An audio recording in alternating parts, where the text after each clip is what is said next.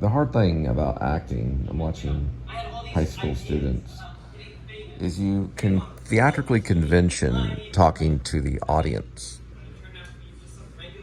What happens when you talk to a friend, or you talk to your dog, or you talk to a cat, or talk to something, right? You talk to something, then you don't have that. That's theatrical convention. Hands in the air. I'm talking to you because you're the audience. But when you talk to your friend, you don't do those kinds of things, do you? So that's the difference. I'm learning through Michael Caine acting. There's a difference between the two. We have ways that we're talking to the audience or talking to the people that are watching you. That's convention. And when you imagine and use your imagination in front of an audience, it's hypnotizing, interesting, because you'll start doing things that you would, that would show behavior rather than convention. A theatrical convention is a gesture. That's a gesture.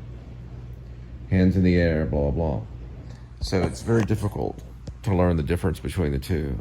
And they should start teaching it even in high school. You picture a specific person that you know when you talk to them.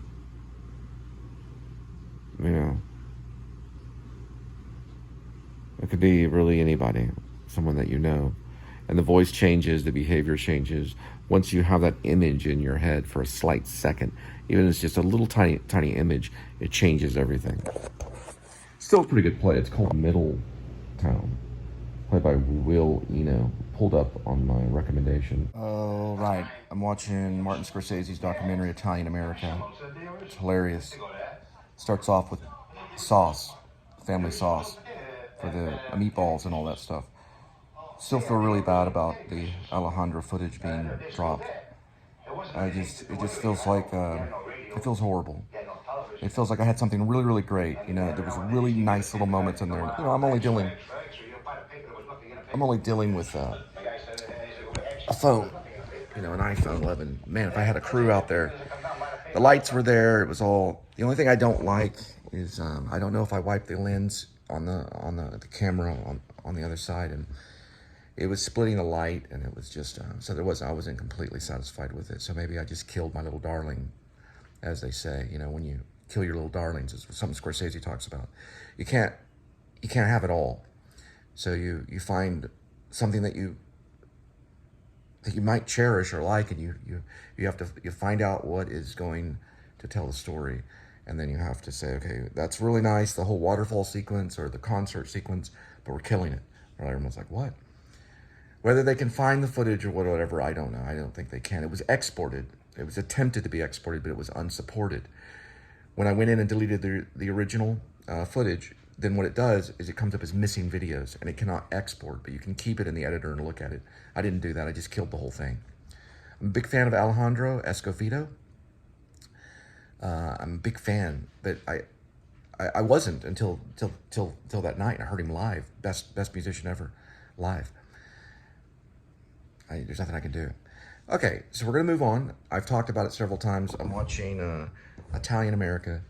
I'm not gonna be able to watch it all. Just a few minutes. Linda's getting ready.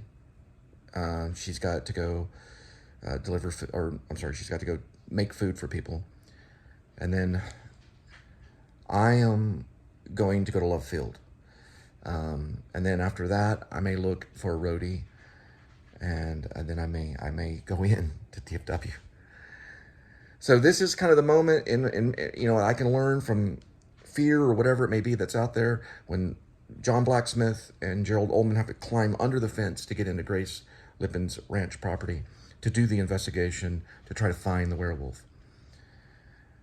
Something may come to me, I don't know, a bird, I see a plane, or maybe something with the ticket, something, the ticket to get into the airport, because we're timed once we get in. Interesting. Timers. They don't set their timers. Aha. Note to Grace screenplay. They must set timers before they go through the fence.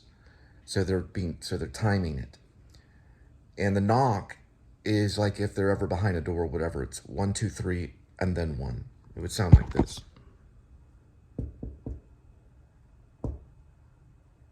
Right? Knock, knock, knock, knock. Okay. They have to set their timers. They're going to have some kind of weird, dorky watch. I think John Blacksmith's going to have one of those, like, really big underwater watches that go on the wrist and they're real clunky. And he breaks it out and he puts a timer and he's like, let's set our timers. And they set an alarm where they'll meet up at the barn because they're just scouring the place. That's more realistic. We're going to throw some stuff in there. We're going to a little texturing, a lot of detail stuff. And then not too much because we're already at 171 pages. Okay, checking in. Love you guys. October 9th is coming up. That'll be the printing of Grace. So we're just sending it out in a first draft. It's going to Hollywood. Next, October 10th, we got to face the judge for what I did. It is a misdemeanor, but I still have to face it. And it scares me. And I pray about it every day. We got to do that, and then we got to see where that comes. I'll send out something like until the next video in front of the courthouse. Oh, maybe I'll put my faith in. I'm sorry. Maybe I'll put my faith in God. Okay. I never really thought about this, but watching Italian American, he's bringing Scorsese's bringing his family into the limelight of everything. And I've been doing that the entire time because Linda and the cat, everything is my family. I've talked about my kids. I've talked about my ex-wife. I brought my mom into a few of the vlogs. I have not, and probably won't bring my dad in. At least my dad wants to be in there. I don't know. My dad has some good stories, but I don't know. I'd have to talk to him. It's a possibility. All right. I'll talk to y'all later. She's trying to put on. I don't know why. She should talk natural, the way she does now. When she puts on, telling you about the sauce now, she's trying to put on. She should talk natural. She'd be better off. I don't know what you mean, Charlie. Talk the way you're talking to me now. That's what I mean. Well, she told me she wanted to know how I... Yeah, but the thing is that you talk natural. Don't try It's to... handheld footage. You're not an actress. I'm not putting on... Scorsese's sitting on that couch. You're looking for a fight or something? Talk the way you talk to me when you talk to your son. You're looking for a fight or something there? No. See, Marty, every time I sit close to him, he moves away. I don't know why. It's either, I don't know. Maybe The humor just kind of arrives in the documentary. His mom is, you know, his mom was a born performer. She's just perfect on the camera. Some people just get right in the camera, boom. It's like it works. So his dad's good too. They're just very lively, very relaxed, just talking. It's great.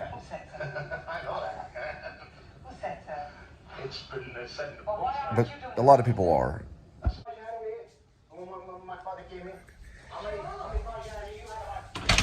Your movie's automatically renewed at the library. Oh, they did it Yeah. Yeah, they automatically renewed. Oh, okay, so don't worry about it today. Well, I mean, if you're going to try to watch, I'm going to show you everything. Not everything. She watches these, I know I got to tell you American, but I got to tell you American and I got to be honest. She gets these I Love Lucy's, like, and watches them. It's very strange. Leave It to Beaver. I'll come in, she's watching Leave It to Beaver. She doesn't watch Brady Bunch. That's why I put that in the script. She doesn't watch that, but then Little House on the Prairie, more Little House on the Prairie, like Melissa Gilbert, and she loved Lucille Ball. So she's addicted to Lucille Ball. I watch a little bit of it. I'm getting to where I like I Love Lucy. Leave It to Beaver, I think, is pretty interesting. I Love Lucy, I think, is a lot of slapstick. Little House on the Prairie's got some good, moments and everything, but I mean, she just is like religious with her. Oh man. I tell you, I took a little time off. I did a cleaning and I was just exhausted for like 2 days. We did like 2 or 3 cleanings in a row. Oh man, it's just crazy. It's just crazy. That last cleaning, it traumatized me. I gotta pause it. If I can, just say it. Yeah, so I came out and the car was gone. It was just gone. I just didn't know what I was gonna do. I mean, I couldn't cry or anything, but my whole mouth went dry. My heart started beating. I didn't know what I was gonna do. It had I kept everything. My wallet and everything was in the car, and it was just gone because I parked under that covered parking. So I went to the office immediately. There was just a maid in the office, and I just finally found the to prove, the management at the Tides, the apartment complex, to prove of it that just to get so she could tell me that it was towed. So I didn't know what I was gonna do. But that footage that we got, though, I thought, man, this is some really good. I watched it. I was like, this is really good footage, and then it's gone. But it makes you think about sin and petty theft and stuff. I think I have something to say about that. Because one of the movies, I don't know if I put on my list, but Pickpocket. I don't know a lot about it, but I've seen it. I watched it. It's kind of almost documentary style about a pickpocket a long time ago. I don't know if they put it in the documentary, but I think when you start to take, then things start be taken from you. It's like a trade-off. You go through life thinking that it changes you, When I lived in New York City, I have to be honest, I didn't always have enough to eat. I had about $70 a week grocery bill, which is a lot, which is good. But I was a jogger. I jogged 6 miles a day. I was jogging all the time. My back's hurting right now. This dang couch. I'm on this couch too long. So I would take these Gensoy bars from some of the health food stores. One time I was in a grocery store. It was like a Tom Thumb or something. I don't know what kind of grocery store it was. I don't remember.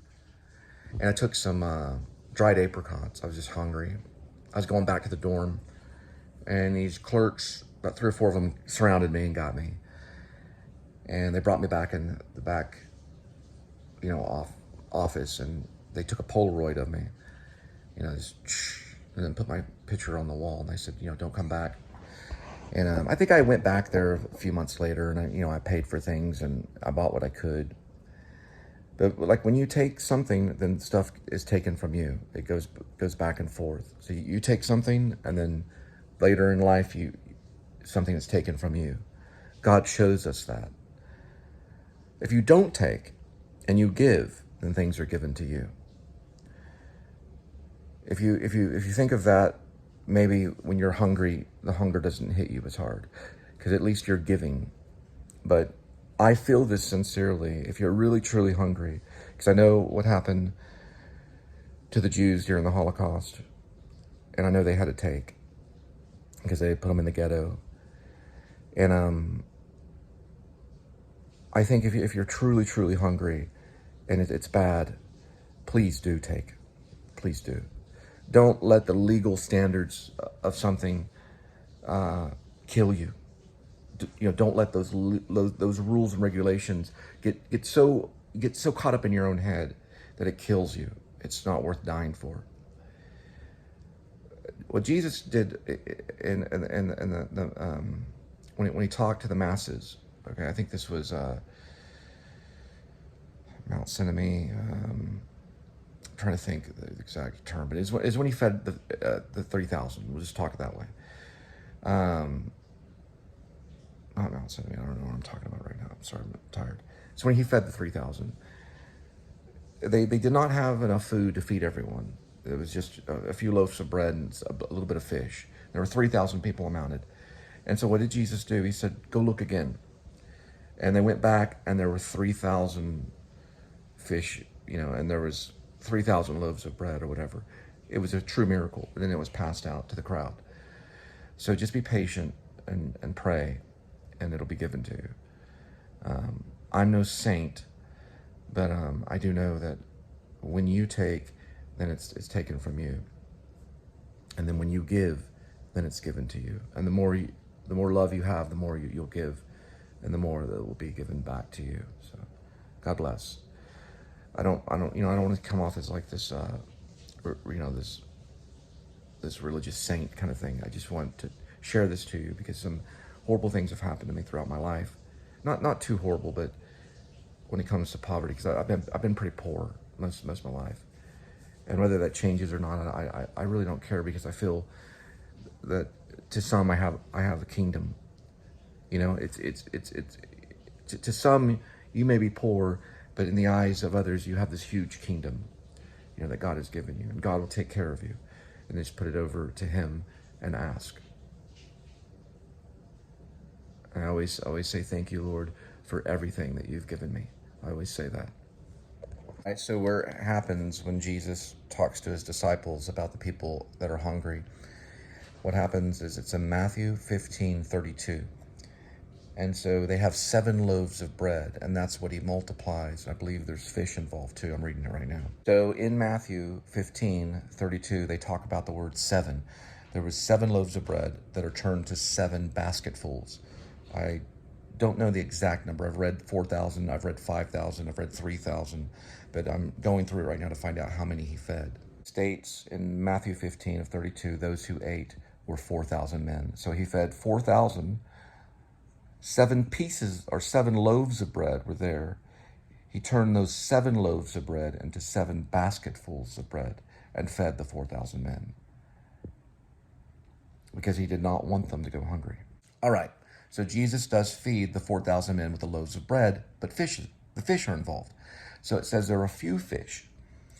So he multiplied not only the 7 loaves of bread into 7 baskets of loaves of bread, but he also multiplied the fish. There were only a few fish there. It doesn't give the number of the fish, but it was enough to have bread and fish. So everyone got a fish stick, and they got some bread.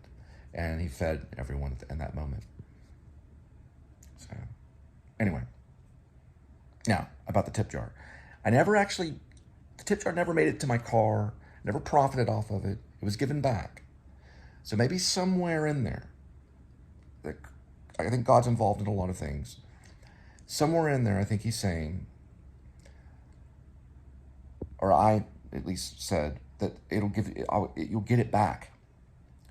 So there's probably some lesson that I can't even comprehend, because we don't have the mind of God. We do not have the mind of God. So somewhere in there, there's a lesson, and it has to do with getting things back that's been given to you. So I lost some footage, right? I lost some footage of Alejandro Escovedo and us dancing in the streets of Fort Worth. Maybe that footage will come back in another form.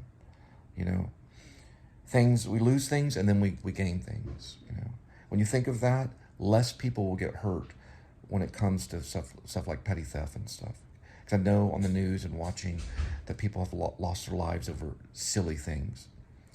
And if we think like that, then we're thinking and wearing the goggles of our Lord, of Jesus. Meaning we're looking through like his eyes. We want to be Christ-like. What would Jesus do? He would give. He would give. That's all I'm going to say. He would give. The thing I wanted to say was, in some of the witness books in the Bible, I was reading Matthew, I think sometimes they talk about 5,000. So 5,000 men and women and children that were beside them were eating. So sometimes they say 5,000, sometimes they say 4,000. Regardless, it was a great multitude of people that were eating because of the miracle that Jesus, performed for his, he demonstrated a miracle. Are you okay, sweetie? Linda's getting ready. Goodness gracious. She's making spaghetti. Yeah, spaghetti. How y'all doing? Okay. Well, welcome to the Please Subscribe show. We'll be heading out soon, so.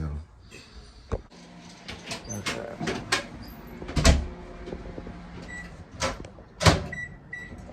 Maybe 30 more seconds. I don't want it too hot. Man, I slept wrong on the couch. That's okay. I did make it to the bed eventually. All right. Come on. Like, what, a couple of minutes? Did you like 2 minutes? 2? Okay, I got 2. All right, and a piece of cheese. Cheese goes in there last. Yes, or however you want to go. Is that a special sauce? Nothing. We're Italian. We're not Italian. I'm sorry. We're Irish. We're I'm half Irish. You're mostly Irish. Irish, I'm French. Irish and French. Irish, French, Irish. I'm Italian by performance. I'm not. I'm actually Irish English and Irish, a little bit English, of Apache. Apache. You have any All right. Native American? No, I don't. I feel like Let's captured first her. late. I have to go to work. Sorry, y'all. All right. Okay, see y'all later. Ready, late. Irish, English, Take 2 minutes Apache. shower. Hi. A little bit of what is French? it? Oh yeah, I'm French sorry. and Irish. French and Irish. French and Irish. Okay. It's the Irish that gets You're us through Irish things. and Yeah. Italian and a little bit of. I'm not Italian. Sorry, no, you got me. I was married. I was married All to. right, I was married, I'm French and Irish. I was married to You're half Irish. half a Sicilian English, for about and- 6 years. So I got a little bit of Italian came in me because I was married to an Italian lady. She was half Sicilian for about 6 years. So you get it through marriage. But, okay. There's a mess My first wife was half Sicilian, so I'm just gonna put the cheese in there. That's what it Yeah, looks that's like fine. right It just there. depends if you want it melted. I don't It's like the Irish trying to make Italian food. It'd be like the Italians trying to go to Oktoberfest or something. Hey, we're at Oktoberfest. What do you do? Hey, what's going on? What do Italians make? I mean, okay, not Italian. I'm sorry, Irish. What do Irish make anyway for food? What do they eat? The English, it's like chips and fish. A little bit of, like, they do beer. So what do Irish people? They just make like this broth and like they probably have a great food thing. We just haven't. We want to go to Ireland. We're saying about it. Getting us a fork, but we're, I don't even know what they really eat. They probably eat fish and chips. This is your spaghetti. They probably eat fish and chips as well. Hot dogs, maybe, I don't know. I think the Italians, not the Italians, I'm sorry, I mean Irish, sorry. I think the Irish, they'll eat anything. They're like goats. This is not ready. My goodness. No, but I gotta hand it over to the Italians. Are very good filmmakers. And the women are real pretty. Italian women, very pretty. That's why Sarah was actually my neighbor. She was an Italian lady, dark hair.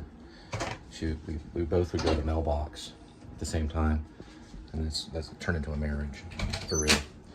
Her father put me in jail for 17 hours one time for checking up on her. It's kind of like the guy that was in Meet the Parents, that was doing aquatic work with the Siamese cat, teaching the cat how to swim. I don't know. I think we're pretty much all the same kind of way. No, but Sarah was very caring. She was very caring.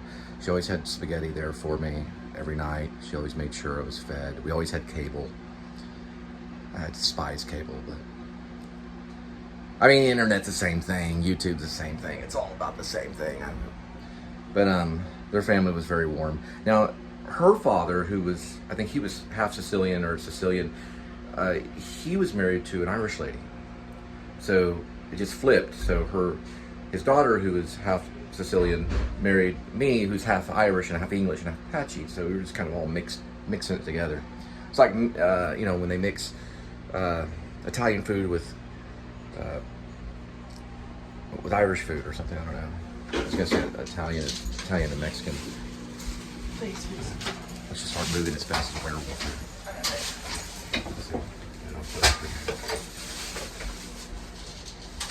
It's a little French in her that makes her. That's why we're new wave. It's because the French and the show came together. The French, they know cinema. Yeah, I didn't even have a developed show until Linda came in my life. That's when p.s.s came in. Are you okay, sweetie? No, the kitty was over there. I saw him. Oh, okay. Did you step on his tail? No, just kind of kicked him a little bit. I'm sorry. Oh, and this is another family member here. It's Kitty. We call him Edmund Tuxedo Cassavetes. Hey, dear. Here we go. Let me grab him. There we go. I think Cassavetes was Greek. He was Greek, wasn't he? Ow! He just got me on the chin. All right, let me go. He'll do that. You got me right here. You can feel it at first. You don't see it at first though. It takes time before the scratch. It's a cat scratch. You just witnessed it. Yeah, when you hand him off to me like that, there, you got me right there. See? The kitty did that. I was gonna tell you, no, he's mad at me because I kind of. He was Yeah, he got me here, good. And I kind of not kicked him, but kind of ran into him. Sorry, I gotta go. Cat did that. Just make sure you shut everything. Make sure he's good. I gotta go, okay? Kitty, how could you? They got me pretty good. Okay, make sure you clean it, okay? All right. Here, give me a hug. I gotta go. Okay, love you. Alright, love you too. Bye-bye. Okay, be careful. Okay, I'll see you later, okay? Okay. Sorry, I should have told you he was gonna be feisty. I just got right into him.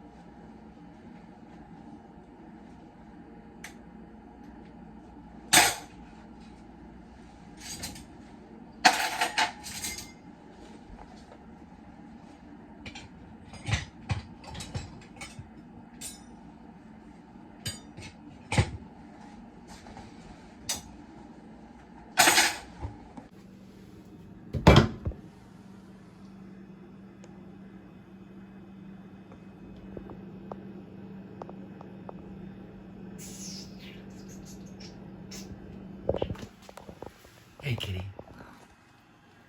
What are you doing?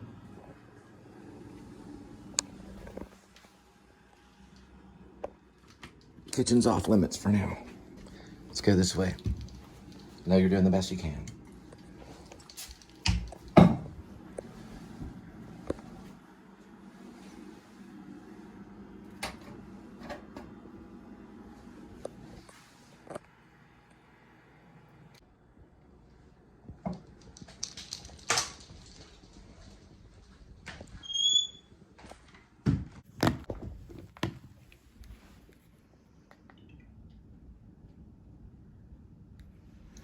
All right.